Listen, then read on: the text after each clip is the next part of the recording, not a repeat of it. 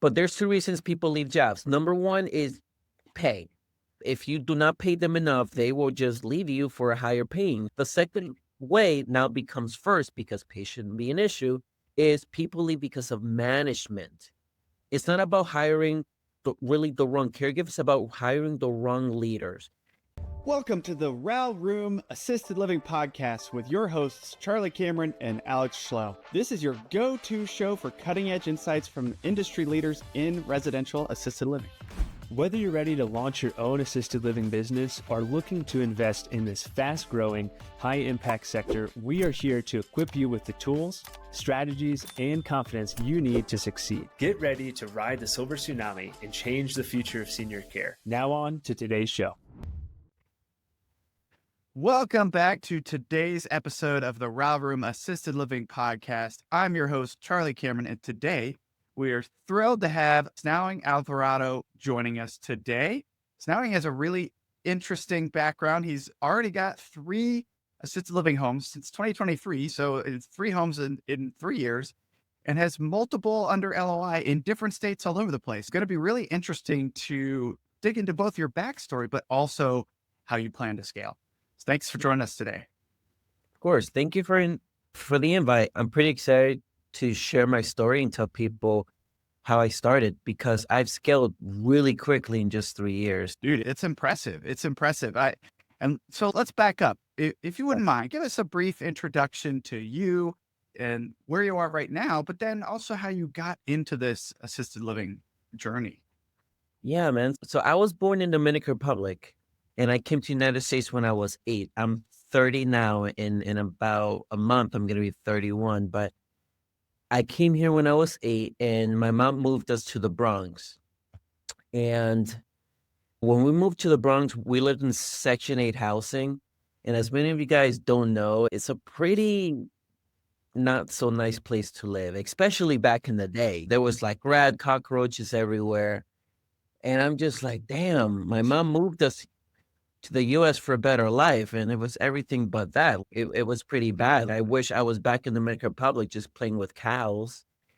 And so from a young age, Charlie, I was like, I saw the value of money. I was like, I need to do something with my life because I don't want to live this way for the rest of my life. So I just started just exploring myself of what I'm really good at, what I'm really bad at. And I was really good at playing baseball. Well, naturally, because everyone from Dominican Republic that is born, we just come out with a baseball bat. And I really couldn't do that because my mom was working. She was working at Kmart at $7 an hour. And I'm just like, yeah, this is not going to be it. My mom doesn't have any time. My mom doesn't have any money. So I'm just going to have to find something else to do. And I was really good at dancing. Naturally, Dominicans are also good at dancing. And I couldn't do that too because the lessons are over $100 an hour. And it was just that with my life. It's just my mom didn't have time. There was no money. And it was just dream after dream crushed because of it. So damn, what am I really going to do in my life? And it wasn't until I volunteered at an emergency room at the hospital in New York where it really hooked up my passion for being in healthcare. And I didn't want to become a doctor because that was a lot of money and time to do. The best bet was for me to become a registered nurse. So that's what I really decided to do with my life. Okay, I want to become a registered nurse. I love helping people. I love my volunteer work. This is great. So in 2019, I went to Binghamton University in New York. I graduated with a bachelor's degree in nursing, which was great because I was the first one in my family with a bachelor's degree. So, okay. Congratulations. That's awesome. I'm like on top of the world. But 3 months into nursing, man, I really didn't like it as much because, yes, I was helping other people, but I was living paycheck to paycheck. I was getting paid like $45,000 a year as an intensive care unit nurse. And I said, no, this is not going to cut it. I need to do It something. doesn't work in New York. Work. So COVID happened. I became a registered nurse. I became a traveling nurse. So I was all over. they were paying a good amount of money to become a traveling nurse. So all I did was save. I then researched that investing in real estate, like almost 90% of all millionaires become millionaires through real estate. So, okay, I got to do something with real estate. Airbnb was hot at the time. I was listening to a lot of Bigger Pockets, which is a podcast all about like real estate. So I bought my first Airbnb in Vancouver, Washington, because that's where I was as a traveling nurse. I got myself an Airbnb with my friend. We did half and half. We were cash flowing $1,000 a month. So I'm like, all right, let me replicate this. One home, $1,000. I could have 10, 20 homes. And during Bigger Pockets, Isabel from the Residential Assisted Living Academy was one of the guest speakers, and she basically said, with investing in residential assisted living, one home can give you $10,000 a month. So that's what I did. I just went to the Residential Assisted Living Academy. I flew in January of 23. I took the 3-day fast track training, and in September of 23, I bought my first assisted living home, and it was a 15-bed assisted living in Wisconsin. And then through there, I did so incredibly well in 9 months. I took it from an average bet rate of 3,500 to about 5,000 at the time. And I was cash flowing that home in 9 months. I made it cash flow about, at the time, it was $17,000 a month. That was cash flowing. And then from that, I bought my second home right away. And that one now cash flows me about 24. So both of them at this moment is combined is about $45,000 a month that I cash flow on just these two Wisconsin properties. Well, you used to make in a year, you now make in a month. That's Yeah, wild. and yeah, my life, man, just and after that is just now I only focus and buy existing businesses. I don't do construction because I'm a very impatient person. And now I finally am able to, I learned everything that I did in those two properties. And now I'm just copy and pasting. And now I'm just like scaling like crazy. And all of these investors and the right kind of people that I'm talking to want to scale with me. And it's just like, I'm on track to now have hopefully 10 homes within the next 2-3 years. Wow. I love it. I love it. I love it. And it's funny, we were just talking about this the other day. People don't get into this to do one. And if they say they do one and they go, oh, this is great, let's do 9 more, right? Because ultimately you're building generational wealth and incredible cash flow by doing something incredibly fulfilling. And man, it is hard to find something where you can do both at the same time. I'm like you, Bigger Pockets, man. I went down the rabbit hole. This was like 2019. And I ended up emerging from the rabbit hole like 9 months later and bought 2 fourplexes as my first real estate deal. I didn't actually make it to BPCon until last year, surprisingly. But big BPCon fan for a long time. But I did that. I did short-term, I did multifamily, I did short-term rentals. And there was some money to be made. And of course, it got me on a path that I was able to build equity and be able to scale portfolio, be able to leave the military. But none of it was fulfilling in the way that assisted living is. You talk about your nursing background, your caring background, and I just think there's nothing like it. Like, I can't think of anything else where you can do so well with a single home, do great for seniors at the same time. And that's what I tell people all the time, especially investors and people that don't want to get into it. Because I buy existing businesses, I take advantage of, and this is one way I'm scaling so quickly, I take advantage of seller financing so much. And I basically ask for like half of my down payment that I need. Like, for example, there's this property in New Jersey. The property needs about $880,000 down payment. And a lot of people don't have that, obviously, like liquid.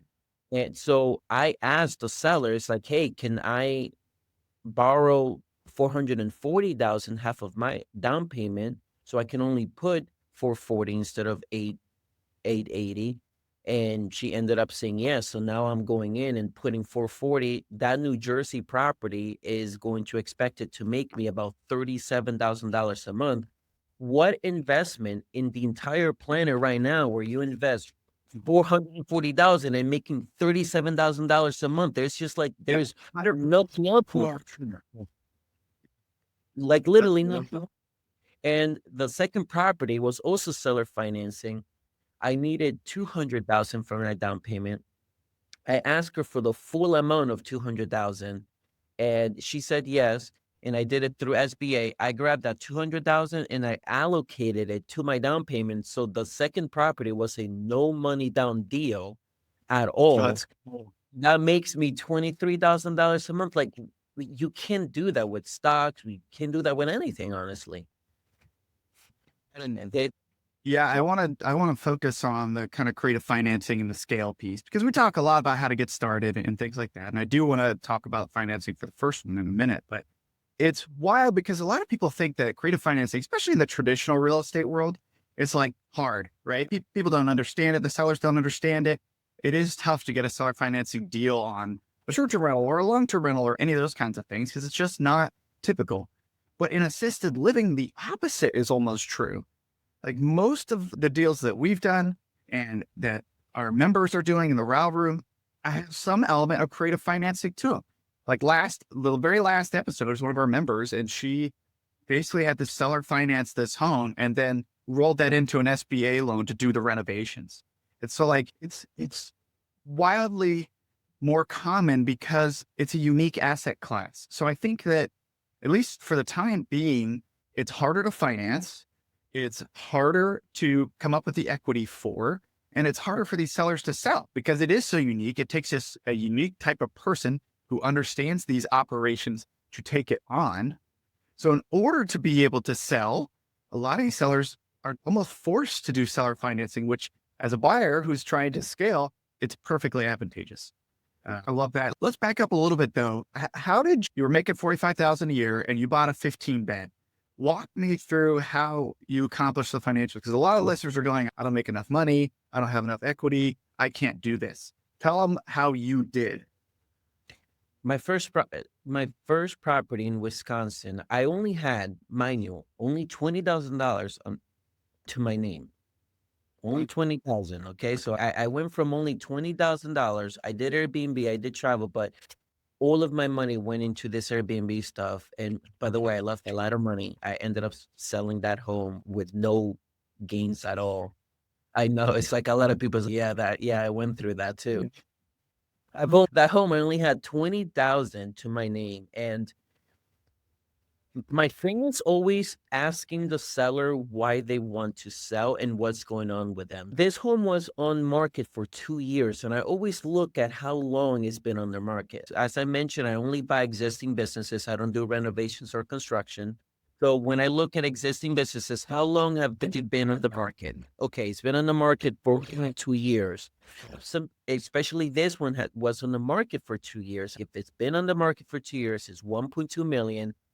They are probably at this point desperate to sell. They would just take anything at this point. So that was a bingo of, I can substantially lower this price.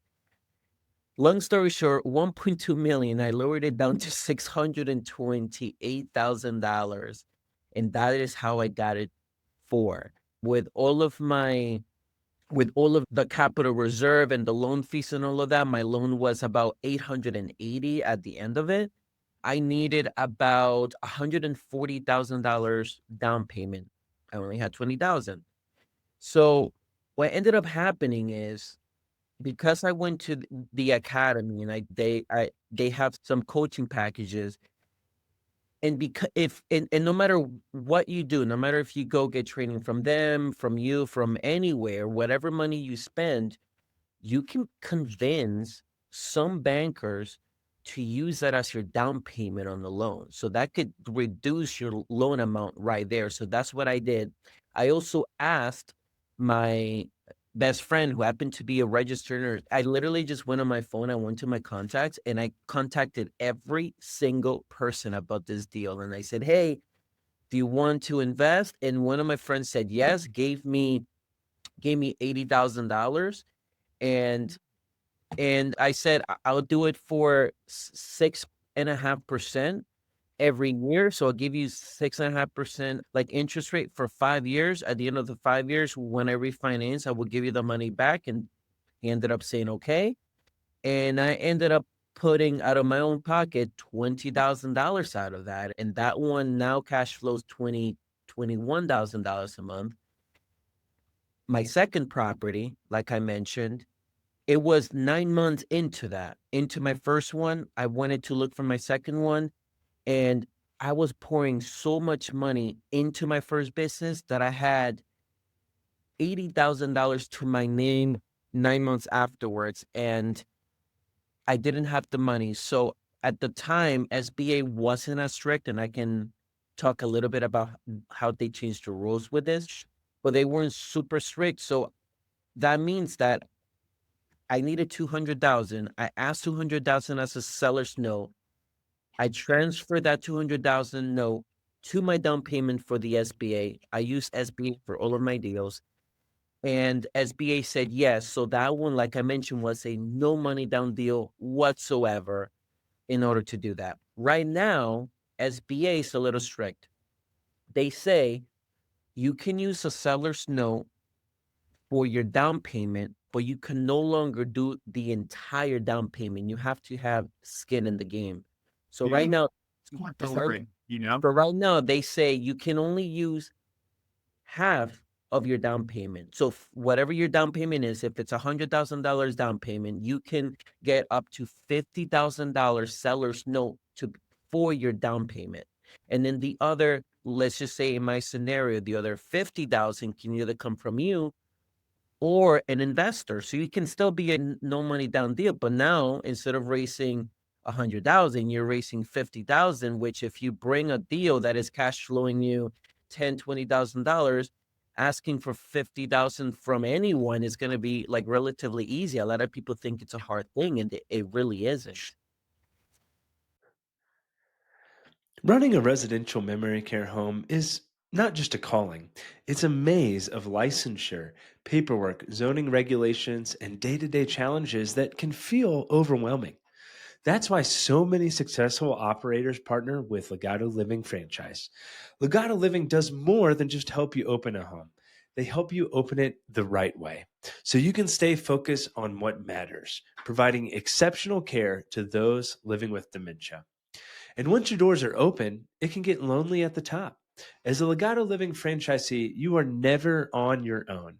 Legato Living offers ongoing operational support from staff training and owner conferences to systems, cultures, and quality assurance because a home is only as good as its operator, and great operators deserve a great partner. If you're ready to open a residential memory care home that truly makes a difference, visit Legato Living and start with confidence today. That's wild. Yeah. And thanks for explaining that for the listeners, because it is complicated, right? SBA is no easy thing. However, it's pretty darn great if you can get it. It depends on the scenario, but excuse me. I just want to congratulate you again on the success of these first two properties, $20,000 to your name, and you were able to close that first one. I want to double tap a point you made for the listeners. We have a lot of folks that either come on our webinars or they join the Round Room and they do not believe that they can find money. You didn't have any money. You barely had a salary, if you could call it that, in New York, good Lord. And people just think that it's some secret science to find friends, family, investors to partner up on their deal. There isn't a secret. The thing is, people have to know what you're doing and you have to ask. That's it. That's it. And so we get a lot of folks that are like, I'm doing this project. I can't wait. I need to raise $1 million. And I'm like, but you've never posted anything on social media talking about what you're doing. You know what I mean? You never told any friends and family. You just I learned this as a real estate agent when I got my license to join a brokerage. I'm like, all right, cool. Where's my clients? No, that's not how it works. You have to market yourself. Talk about what you're doing. Talk about what you're excited about. And people will come out of the woodwork. And we realized that when we started raising money, and I'd just be like, it's so cool to pay my friends mailbox money every month. And then 5 new people who I haven't spoken to in a decade all reach out on Facebook and they're like, how do I get some of that? Because the other secret is that most people don't have access to something this great. Yeah, so you're dealing with 6%. Maybe that doesn't sound great to a lot of people, but guess what? is completely passive and completely stable, right? The stock market is not stable. Okay. So a lot of people are looking for that legit passive mailbox money that they can depend on. And so we've offered in the low or high single digits, low double digits as mailbox money. And then we've done, of course, bigger raises. But yes, if you're like listening to this podcast and following all the content creators in RAL, then you may think that your sphere of influence are all doing the same thing and they're not interested in this. When in reality, 99% of the people on your social media in your sphere of influence have no idea that this is even an option for them to invest in, and they would love to do it. They would love to do it.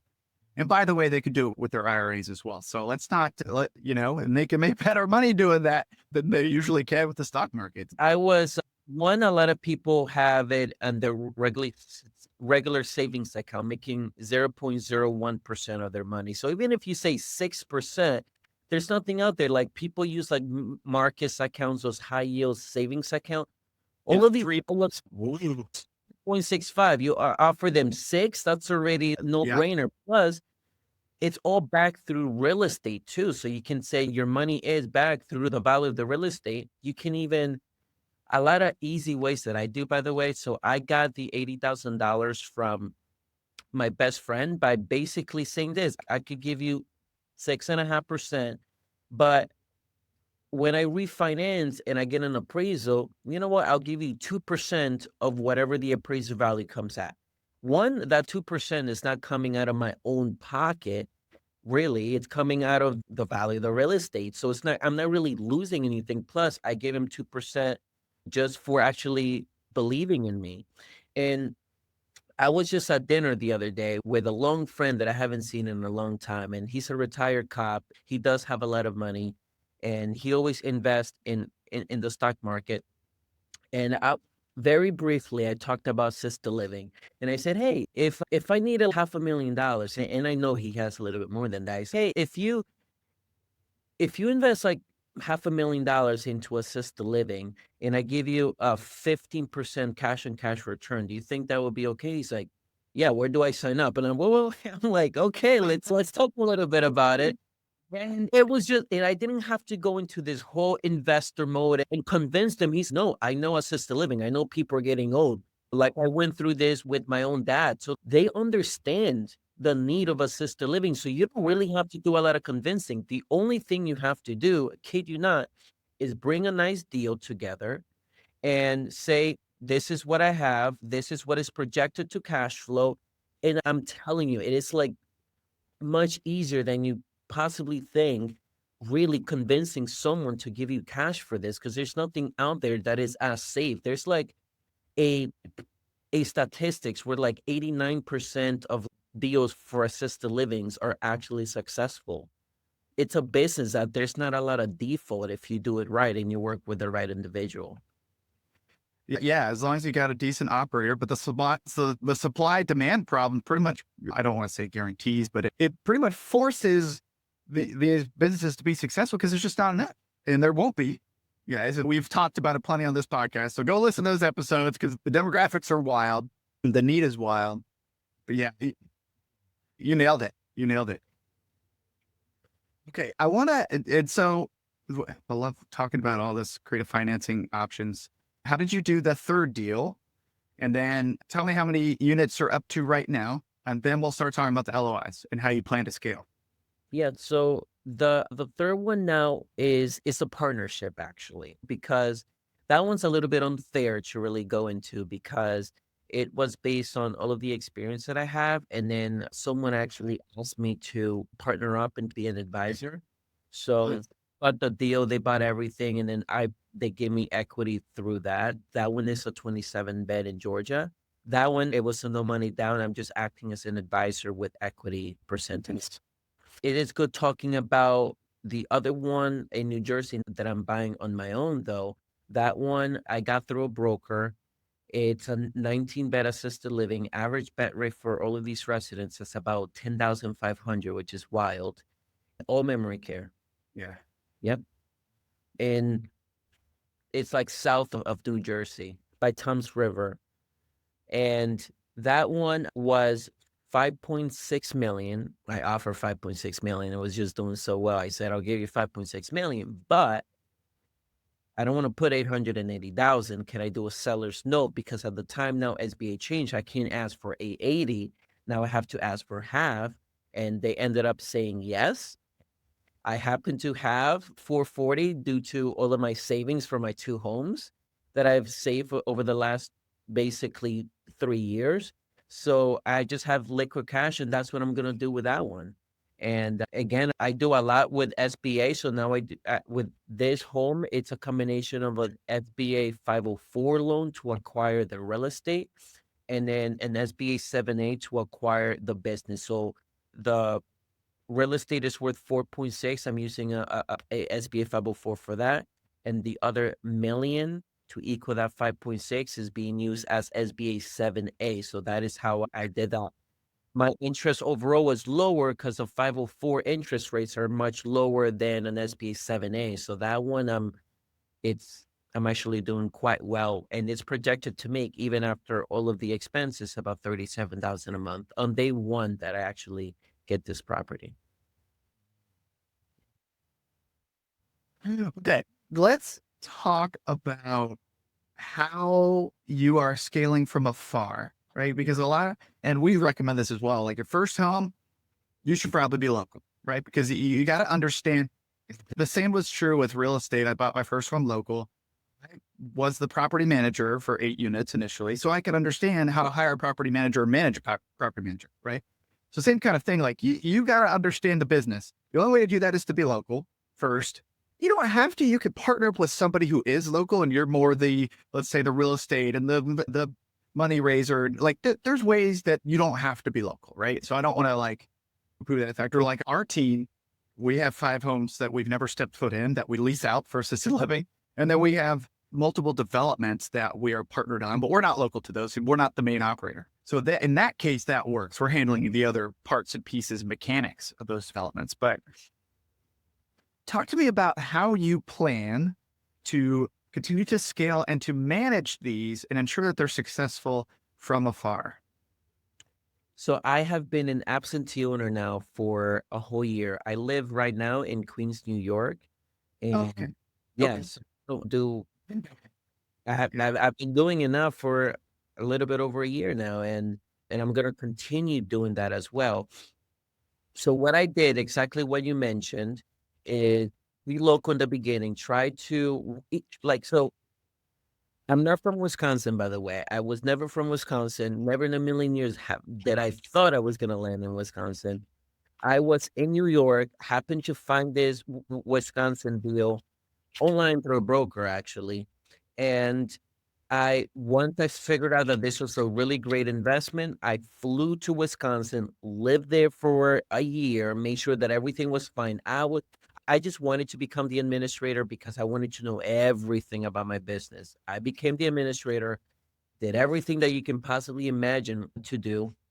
And then I bought my second one, and I decided again that I wanted to be the administrator on my second one. I did that. And then now I have I have exactly 2 years experience as the administrator and running day to day. And I decided to then hire out a administrator, an executive director. So I have my caregivers, my managers, my directors, and I have an executive director on top. So all of those layers. So it's just one call after another, and I barely get calls. But I was able to choose a really great management team that I hired out individually because I already knew how to do it myself. So I knew what I was looking for. That's the key there. A lot of people don't do that because in the beginning, they just doing assisted living. They're in it for 2, 3 months. They hire an administrator to do their business.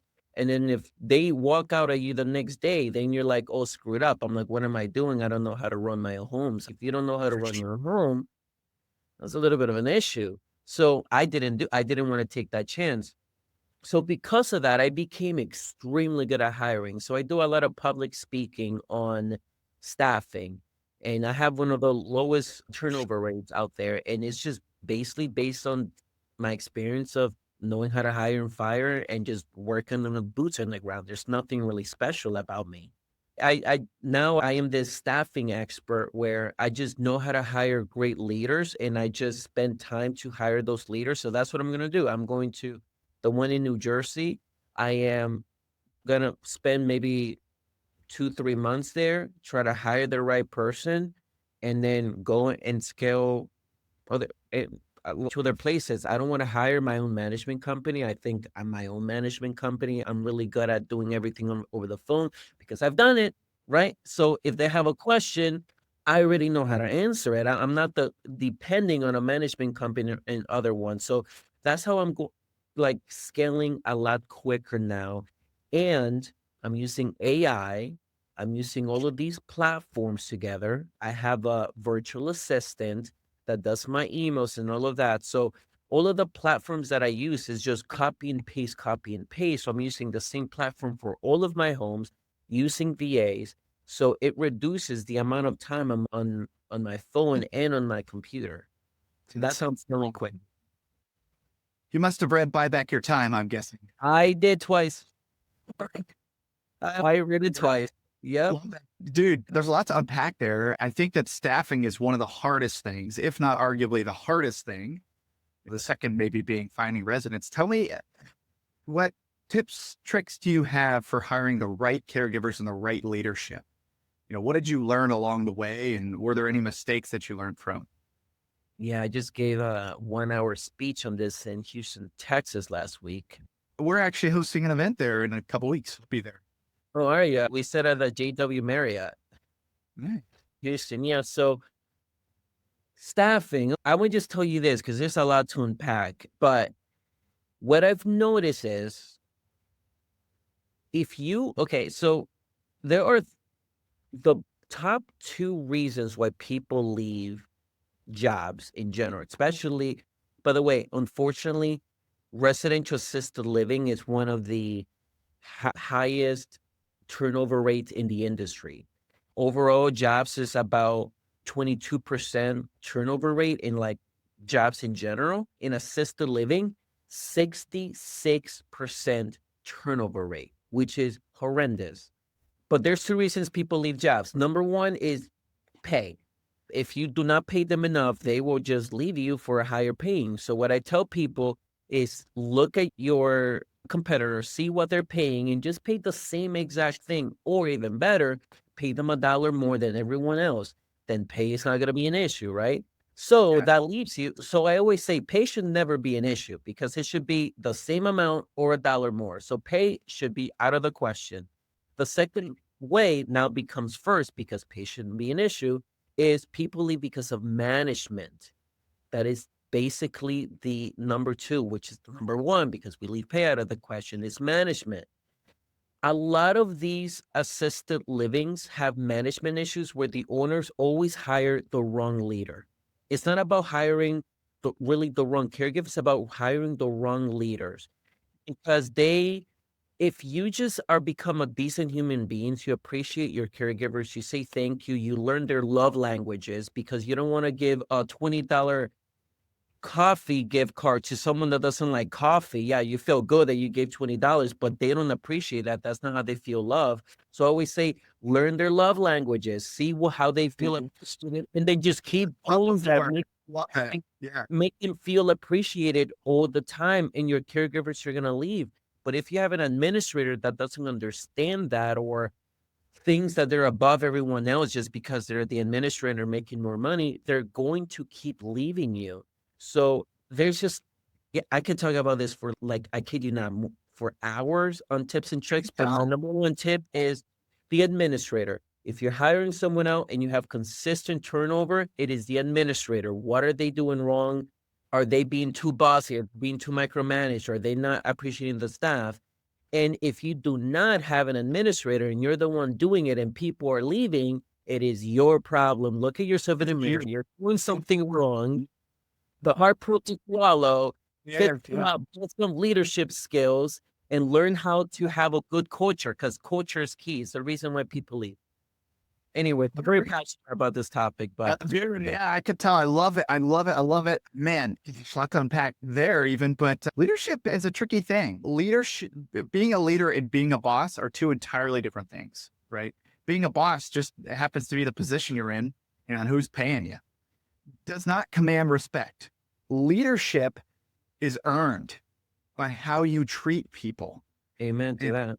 And I thankfully 11 years in the military beat that into me, right? I had to learn real fast or fail. And it's interesting. It is a hard thing because most people don't get that exposure. They don't know how to lead people, and that it comes from a position of just how you treat others, how you run your business rather than because you pay them, right? That only counts for so much. Anybody else could pay them too, like you said, for $1 more.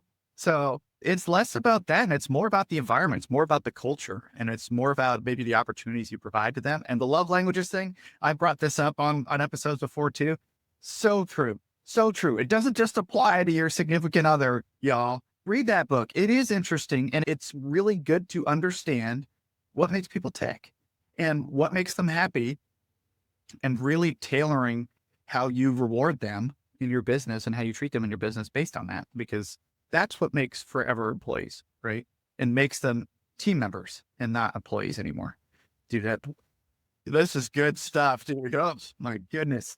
You mentioned an executive director. Are they overseeing all of your properties for you? Is that how that works? So in the one in Wisconsin, that executive director oversees both of my properties in Wisconsin, not the ones in other schools.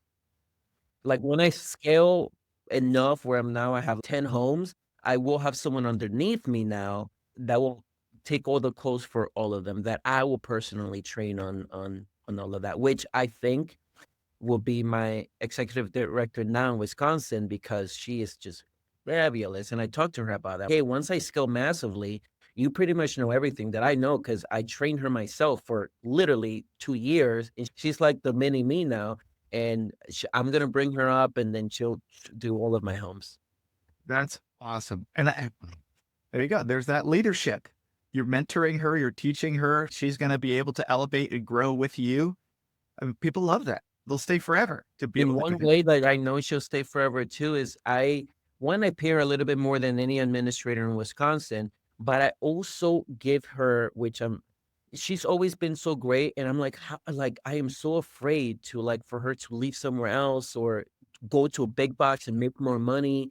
How do I do that? I gave her equity partnership on it. So she gets 2% net profits at the end of the year from my business. And I have a tier system where every year she gets 0.5% of net profits in addition until she reaches 10%. So 10 years from now, she's going to have 10% of my net profits. But 10 years from now, I'm going to, the amount of that you can charge is going to be super high. But who cares? I gave 2% of my net profits for me to be in Queens and buy thousands of more assisted living. It was a no-brainer for me. It was a no-brainer for her. So now I know that I have locked in an administrator, knowing that she can now have 10% 10 years from now and probably retire from it. That's one way to bring her in, because I know other people are going to be like, hey, can I bring you in for 150? For a big box? Yeah, I can't fight with that, but yeah. I love that. It just speaks to your heart, right? Like you're willing to give a part of the company away because she has put her blood, sweat, and tears into it. And you're in this for the long term. It's obvious, right? You're making a long-term play here. This is not a sprint. It's a marathon. Once you start making money, you're going to realize, and this is what I realized too, once you start making a lot of money with assisted living, money becomes not the most important thing. You start to value time with your family, your loved one, and you just want to spend a lot of time with them. And we get into this business because of money and then freedom. And for me right now, it's all about traveling, educating people, speaking, and just being with my friends and family all the time, because I've been working so much over the last few years that if it takes me giving 2% And then in the long term, 10% of my business, to have someone take all the phone calls and everything. And I have more freedom of time to spend time with my loved one all day, even 50%. That is how much important time is right now. I want to just keep having freedom to have time for my loved one and time to keep buying more and scale bigger. Yeah. Yeah. Because if you don't have the time, you can't scale. And we talk about this a lot in the Robber. Like the more time you're spending in your business, acting as a caregiver, acting as an administrator, and doing all those parts and pieces, the less time you're going to have to actually focus on the business itself, be the CEO of your business, take a step back, operate that one well, and then be able to scale. Like you'll never be able to scale if you're the one doing the caretaking. So yeah, not to say you can't at some point earlier on, but that's not the goal. That's never the goal. The goal of owning assisted living is not to have another job. It's to be the CEO of a business you can continue to scale. Exactly. Man, there's a lot of nut here, dude. That's down now. Gosh, let me ask you this one. First, I want to do it for you, and then I want to do it for any other RAL operators. You've probably seen a lot, right, through RAL and other places. What's perhaps a mistake you made along the way or something you would have done differently looking back? Just in general? Yeah, just maybe something that caught you by surprise. Marketing. Yes. So marketing. I'm telling you, man, we can have this podcast for no, it's fine. I love it. This is my passion. I love talking about this, but it's just so much to uncover. Where do I start? I don't want to make this a 3-hour podcast. Marketing. So when I first bought my existing business, I was doing well. It was 14 residents. I only had 12 at the time. I was able to fill it up in 2 months. So I was filled up, but I was so into the week because I was like renovating. I was my administrator. I was hiring. I was firing. I was doing tours. I was doing everything all at once. But my main focus was renovation because it looked like a haunted house, and I did the lighting. I brought my parents in. We did everything in the home. I was so focused on that. And then all of a sudden, one died. And then the next. And then the next. And I don't know what it is with assisted livings or just healthcare in general. When one dies, they come in 2s and 3s and 4s. It's just the most bizarre thing anyone can experience in any assisted living anywhere in the world. When someone dies, 2 or 3 follow, 4 follow all the time. And when that happened, when I had 4 pass away within a 3-month period, Rab, I don't even have a website. I'm telling you, I was a newbie. I haven't done any marketing. Man, I was like, at one point I was crying and what am I going to do? I went to case managers. I went to the hospitals. I went to the nursing home, the rehabs. I didn't even have my business card. So I was like rushing through that. And dude, it was hell. So what I learned was, even before you open your home, you should already have a website and start your SEO, your search engine optimization, because search engine optimization takes about 6 months to a year to even become effective. Yep. Well, marketing is super important, and I didn't really put a lot of time into it, and that is what I focus a lot. Even the homes that I'm going to buy, I'm doing now, I'm already talking with my marketer. What type of website are we doing? What are we going to do this? Talking to referral agencies, seeing like local people that I'm going to talk to, like my case managers, so that doesn't happen again. I'm glad you brought that up. I was thinking about asking you about marketing. I was like, man, there's so much other good content, but now the can of worms is open. We talk a lot to RAL members, and it's hard for folks that haven't done lead generation to understand the importance of getting ahead of it and doing it, maybe even paying for it, right? Mm-hmm. Assisted living is 3 businesses in one, right? It's the real estate side. It's the operations of the business, providing the care, and it's the generating the new business. Because if you don't do that, you don't have a business, right? You learn very quickly, if I don't find more residents, my business goes away. And a lot of people who have that carry first mindset don't want to hear, like they want to close their ears and turn a blind eye to, don't talk to me about marketing. I want to take care of people. That's great. And when you have a full home and you're crushing it and you're in the news because you're the best home in the community, the referral will come. But until that point, you got lead generate. Okay. It is a lead generation business. Every business in the history of time is a lead generation business. So you have to do the marketing. I'm glad you brought up SEO because you're right. SEO, it's free. And it's like the best option to just get free traffic and attract people to you rather than you having to go out there and do stuff. But it takes a long time. I know this because this was back in 2019 too. I created a website and used a blog post to attract real estate agents to my brokerage nationwide, internationally. And it worked really well, but because I was the only one doing it. And so a lot of people don't understand that piece. And man, it's not to say you have to do everything. If you're not good at marketing, hire it out. Just understand it costs money and you need it as part of your business. And we've had folks that are like, I'll pay $500 for a website. $500 for a website. Yeah. I'll probably pay $3,000 for a website. Period. I would tell everyone right now what they should be doing when it comes to marketing. Yes, this is going to sound like a lot of money, but I don't know how to do any keywords. I don't know how to do Google Ads. I just hire everything out. Even if that's going to be a lower net, I don't care. Anywhere that you go to is going to be between $3,000 all the way to $7,500 for someone to create your website. You can't escape that. You just can't. If you do it on your own for free, and you don't have the right keywords and your website's not optimized for SEO, that free is going to end up losing you a lot of money in the long run. So I always say hire someone out that does it. Google Ads. I get a lot of my lead gen through Google Ads, to be honest with you. Half of my leads that come in and call me are through Google Ads. I do spend about $1,800 every single month for my Google Ads.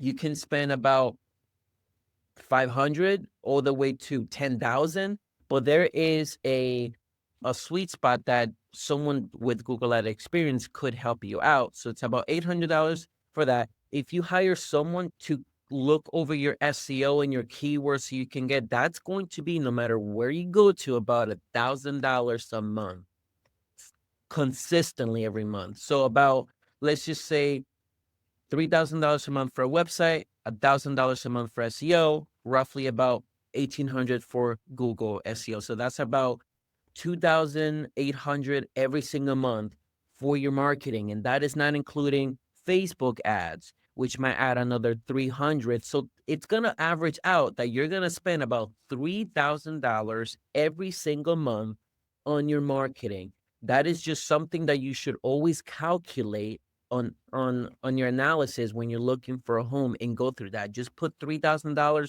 and just forget about it. That's what I always tell people all the time. Dude, thank you for that breakdown. I love that. Obviously, everyone's situation is a little bit unique, but you're right. It costs money. You need to budget for it. It's in our hour calculator that there's a marketing line, because you gotta be putting money towards it. Even if you do DIY it, you're probably not gonna be able to DIY everything. You certainly have to pay for ads depending on what you do. Man, this is good. Well, I'm gonna give you guys a freebie. There is something called an AI website for SEO, super cheap, $100 a month.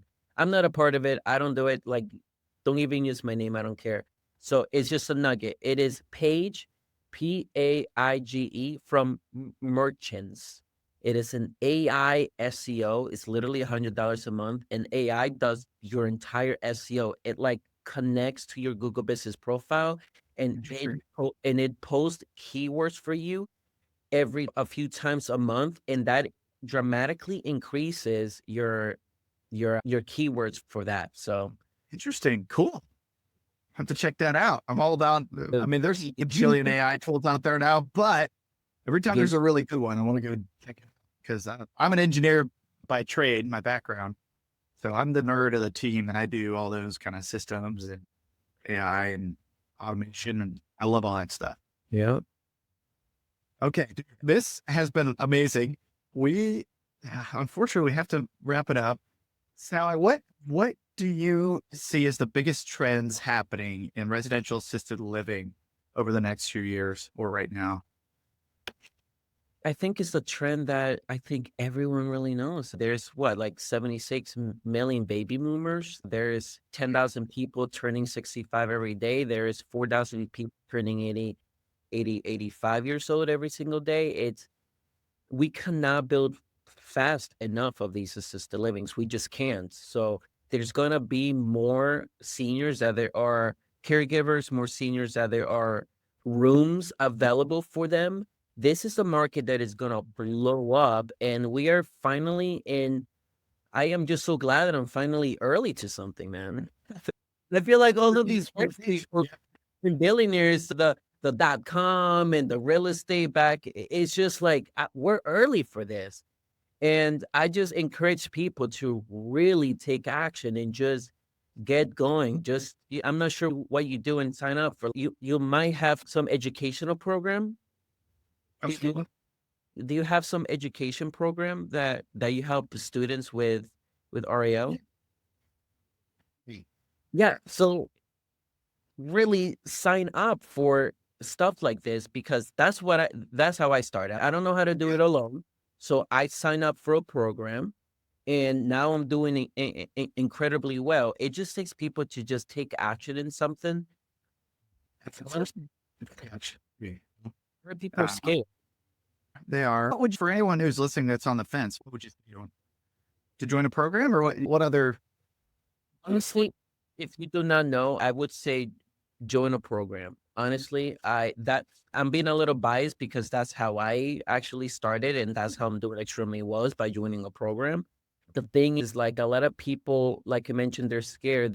I think people are more scared to lose money rather than to actually have the desire to make money, which is bizarre. Yeah, they're fine working 50, 60 hours a week to make $8,000 a month, but they aren't willing to take the risk to make $45,000 a month, but buying their first 2 RALs with $20,000. It doesn't make any sense. It doesn't compute to me. And they're willing to do it till they turn 65. And then what? Retire when you're too old to move around? You're going to go live in the assisted living that you could have owned? None of that makes any sense to me. It's never made any sense to me. Like the American dream and the stable, your worst case is you just go back to the stable job. That's always the worst case. But what's possible? What could you potentially build if you gave up that worst case for a little bit and just tried? I don't want to be too religious here, but God gave people, we're all here for a reason, man. And we all have something within us. We're here in this world to do something and do impact and serve other people. That is, if you start serving other people, life is going to give you what you want threefold all the time. And we're not just here to work for someone else and just live a regular life. For the people on the fence, just, if I could do it, guys, I came from nothing. I lived in Section 8 housing. If I could do it, my mom moved us here for the American dream, and I am so proud. Every single time I think about this, I almost want to cry. My mom brought us here for a better life, for the American dream, and it's out there. The American dream is still real. I'm part of it. I'm a living, like I was able to take everything that the United States gives you, which there's education out there. I'm not talking about regular education. There's podcasts. There's you, Charlie, for education. You have your own program to help others. Take advantage of that. Yes, it might cost $1,000, $2,000, or even more. Who cares? It's just take action. Just believe in yourself, because you're here for a reason. Make impact. And once you start impacting others, it will come back at you. And then you're going to impact your family. And then when you pass away, you're going to be at your deathbed saying, I did everything that life wanted me to do. I have this incredible legacy. I am leaving something of value and wealth to my family for years to come, for generations to come. That is the best feeling anyone can feel. And residential assisted living, damn it, is the way to do it right now. There is no other business out there that you make a shit ton of money, I'm sorry for my language, and at the same time make an impact to families, seniors, and everyone else in the world. There's nothing out there but residential assisted living. Please take action and get into this wave before it's just way too late. There we go. That might be the best answer to that question I've ever heard. That might be the next commercial. Good Lord. I become too passionate about this. Yes, man, I love that. And I hope that the listeners are super motivated. Wow. Said, preach. If people want to reach out, learn more about you or learn about your businesses, what's the best way for them to do that?